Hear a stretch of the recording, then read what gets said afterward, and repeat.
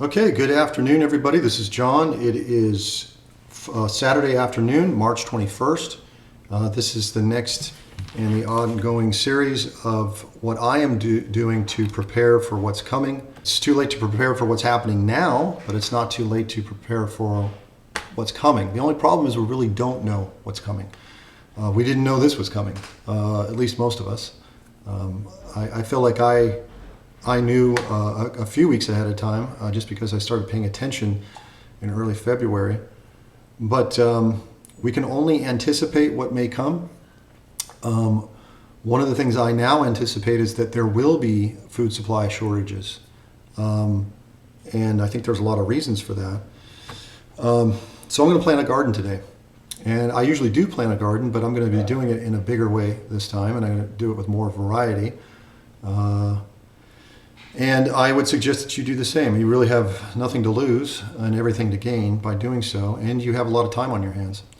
So again, why? Because we don't know what's coming. Although we have an indication of it. I give a link down below, but this is to SkyNews. SkyNews here. This was about 4 hours ago, or I guess earlier this morning. They put out this little 5-minute video of the ICUs in Italy and how they are overwhelmed right now, where it's like a war. It's a disaster. That could be us, except for these quarantines that we're doing right now, which is entirely appropriate. But it's more than just this virus. It's the fallout that has already begun as a result of it that is going to happen. Even if we were to turn this thing around tomorrow, there's still a very, very significant supply chain issue developing. So that is outlined here by this guy, Ice Age Farmer, who I just started following. Very interesting channel, a bit conspiratorial and apocalyptic, but I don't really ascribe to that. But regardless of the reasons why, I think that he's got some very good points as to what is likely to happen. I do recommend you take a look at that. Actually, it's this one right here. Insiders reveal food supply chain broken. As I said, there's nothing to lose by planting a garden. We have the time. Let's make the best use of it. If there are no food shortages, you haven't lost, right? You spent your time outside. You've got some exercise. You've learned about growing food.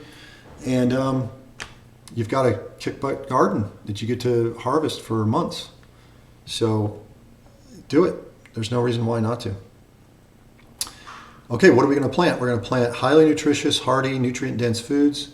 And we're going to grow them densely. In other words, we're going to grow them in sort of compact manner. This list I got from the Provident Preppers. Here's this video here, the best survival crops. Worth a look. By the way, I was able to get this. I had to go to several places today. It is like a ghost town out there. It's sort of like Christmas Day. There's very few people out and about, but there are businesses open. Dixie Line hardware store was one of them, and their garden center was open. They had plenty of plants, and they were on sale. So I got these and more, and I suggest that you go out and get them before they're gone. Consider chickens. Might be a little tough right now. There's another virus, I suppose. It's called a Newcastle disease or something like that. That's just for chickens. It's not for people, but it's restricting the movement of chickens around the state, I assume. I haven't really read up on it. So it might be hard to find egg-laying hens, but that may be another video. Okay, how are we going to plant? We're going to plant in raised beds or containers. These are great because they're pest resistant against things like ground squirrels and gophers and rabbits. It's nice to have these 5-gallon buckets. They'll keep those away. And also you get to move them around. It's nice. And then there's a raised beds as well. So I'm doing both. Redundancy. I'm doing 2 gardens. I'm doing a raised bed garden, the larger garden, and then a container garden closer to the house. And they'll have the same varieties. So I'll have some redundancy there in case there's some kind of crop failure or a varmint gets in there or something.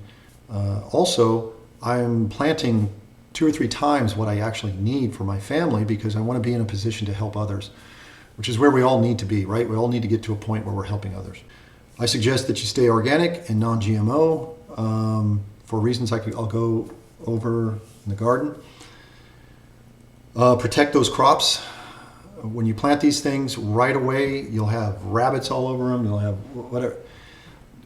In my experience, everything in nature wants your produce from that garden. These pests want your crops, so you have to want your crops more than they do. That said, don't use, chemical pest control. There are plenty of non-chemical, natural means of pest control. One of them is diatomaceous earth, which I've used before, and this video link I'll put below explains that, the use of it. Another tip is to plant near your home. My container garden will be right in my backyard, which I think is wise.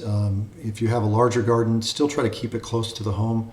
It's easier to secure. It's easier to manage. You're more likely to go out there and actually, once a day if it's close. If it's way out there, you might not do it. So keep it close. Okay, so in summary, here's the why, the what, and the how. With all of that, let's go to the garden. Okay, so here we are. We're gonna build 2 gardens. We're gonna plant 2 gardens. One of them is going to be a container garden up close to the house. The other is going to be the main garden down away from the house. The reason for that is the redundancy. If something's going down in that garden, I have a backup, and vice versa. Also, it's just convenient, right, to have some of your stuff close by. I'm also planting much more than I need, as you'll see. The reason for that is that I want that redundancy both for myself, our family, but also for others, because we want to be able to help others as well. So I'm planting 2 or 3 times what we would need for our family. So for the container garden, we just got real simple nursery containers, 5 gallons. This can hold 1 tomato plant, 1 pepper plant, whatever the case is. It's no nonsense. They're just a couple, $3 or $4, $5 maybe. They're nice. They are rodent resistant, right? You can't get gophers can't get in there, ground squirrels can't get in there, bunnies can't get in there. So they're very convenient. They're also light. You can move them around as you need. So very handy. We're going to fill those with organic potting soil. In this case, it's raised bed mix. So that's what we're going to do. It doesn't matter the brand, of course, but this has everything you need for the growing season. All right. So what am I planting? I'm planting just peppers. These are tomatoes. I have another one of these down there. Spaghetti squash, Japanese cucumbers, kale. This is the Russian kale, Swiss chard, spinach, and eggplant. There's a chipotle pepper back there as well. I chose these because they're prolific. They're fairly easy to manage, and some of them are perennials. They'll just grow and grow. They don't even have to replant them every year. And speaking of replanting, it's also very important to get some seeds, both for this year and next year. Obviously, I'm planting plants, not seeds at this point, but who knows how long this crisis is going to continue. It may go into next year, in which case we have seeds. Now, the types of seeds you get are very important. Non-GMO, organic, heirloom. The reason that's important is that you get heirloom seeds is the way the seed companies are set up, or many of them are, is they're one-time use and they will not regerminate. You could get some seeds for, say, some tomato seeds, and think that you can replant those the next year. They won't grow, or they'll grow, but they won't produce any fruit. And that's by design. That's engineered that way. However, if you get the heirloom type, the seeds that, the fruit that comes up from this will bear seeds that will reproduce for you. So make sure you get that. I got a pretty good variety here of pretty much the same stuff that you see. Okay, so we're going to do, this is the garden for up here. Now let's go down to the main garden.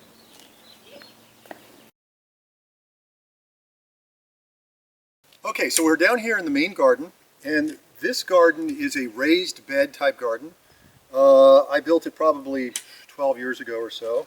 There are lots of ways to do this, probably another video, but they're raised for a reason. On the underside of the bed, there's also some heavy screen to keep gophers from coming up into the garden. I think that it's probably been rusted through by now, anyhow, we'll talk about pests later. Basically, what I do every year is I build the soil. I always add organics. I don't add chemical fertilizer. I add organics, and over time, that keeps adding things back to the soil. If you're going to grow, it saps the soil. You got to add that stuff back. You also have to rotate crops. I'm not an expert in this at all. There's lots of resources out there for that, so I'm not going to go into it. But just enough to say that you know, steer manure with compost is part of that. It's part of that soil building. So every year we put at least some of this in there. The idea is to get it into your soil. If you don't have a tilling machine, then you get to use your muscles and your shovel. The idea is you want to get it into the soil, so you dig and you turn and you break it up. Again, if you have a tiller, great. If not, most of us don't. This is how you build your soil. Okay? So, with that,